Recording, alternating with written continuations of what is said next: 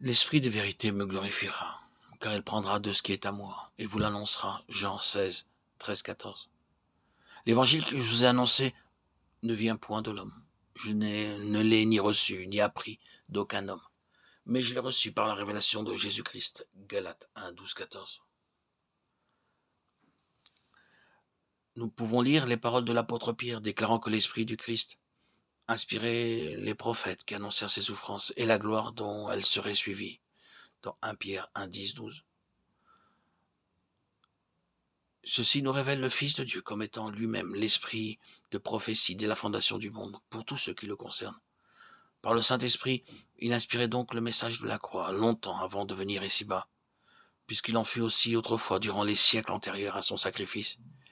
Il est peu probable qu'aussitôt après la tragédie du calvaire et son retour auprès du Père, le Seigneur ait laissé à la seule sagesse des hommes le soin de proclamer et d'interpréter le calvaire. Effectivement, bien que les apôtres eussent été les témoins de sa vie et de ses souffrances, le Seigneur ne les laissa pas à eux-mêmes pour annoncer chacun d'eux les diverses impressions qu'ils avaient pu recevoir, pour dire chacun à sa manière ce qu'il avait compris du sacrifice de la croix. Réunis dans la chambre haute au jour de la Pentecôte, ils reçurent le Saint-Esprit, lequel les pénétra, les remplit, les équipa pour leur activité de témoins. Le Saint-Esprit, don du Père, vint en eux à la demande du Fils pour rendre témoignage au Fils, à sa mort et à sa résurrection. C'était là l'exaucement de la promesse. Vous recevrez la vertu du Saint-Esprit qui descendra sur vous, et vous me servirez de témoin. Acte 1, 8. Dès qu'ils l'eurent reçu, les disciples furent transformés. Désormais, la peur des Juifs, des chefs du peuple et la crainte des persécutions ne pouvaient plus les arrêter. Et ils se mirent à rendre témoignage à la mort et à la résurrection du Seigneur Jésus.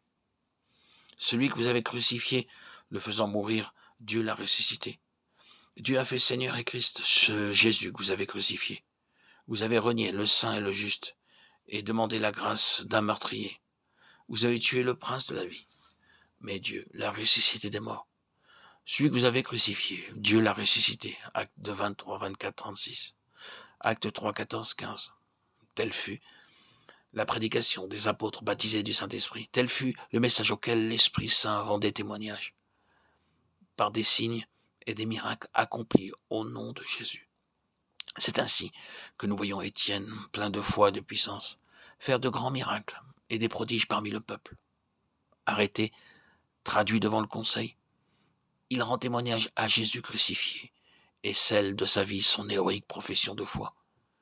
Mais cette mort d'Étienne devait manifester à son tour la puissance de la croix, et son martyre eut certainement un très profond retentissement dans le cœur de Saül, celui qui, plus tard, devait annoncer avec puissance Christ crucifié, salut, justice, rédemption, justification, sanctification.